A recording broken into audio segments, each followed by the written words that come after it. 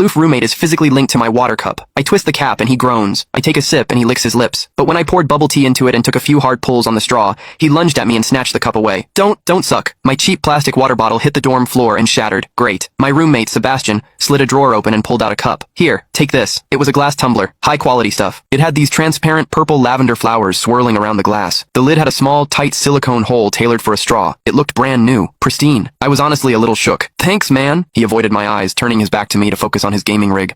I carefully twisted the lid open. Immediately, a suppressed, low groan came from Sebastian's direction. I poured some warm water in and took a sip. Sebastian sucked in a sharp, jagged breath. His hand on the mechanical keyboard trembled, his fingers slipping off the keys. He licked his lips, looking like he was enduring some kind of torture or intense pleasure. His lips were thin, the Cupid's bow sharp like a knife. Looking at them made me want to bite them. Yeah, okay, I admit it. I'm into Sebastian. I swear to God, before I met him, I was the straightest guy in the state. After high school, my only plan was to get to college and bang a hot, bubbly cheerleader. But the moment I walked into this dorm and saw Sebastian, that plan went out the window. 4 years of college and he's the only one I want to mess around with. But I couldn't tell him. No way. I was terrified that if I spilled my guts, we wouldn't even be friends anymore. Because Sebastian is straight. Like, painfully straight. Only 2 weeks ago, he turned down a senior, a varsity swimmer, total stud, who asked him out. After that, Sebastian came back to the room and sat at his desk with a face like thunder for hours. The guy must be a raging homophobe. Maybe it was because the cup was a gift from my crush, but that warm water tasted sweeter than usual. It had a weirdly good aftertaste. I grabbed a straw from my desk and shoved it deep into the hole on the lid. The second I did, a strangled moan ripped out of Sebastian's throat. He bolted up and sprinted into the bathroom. Weird. We were just gaming. Why the hell did he suddenly need a shower?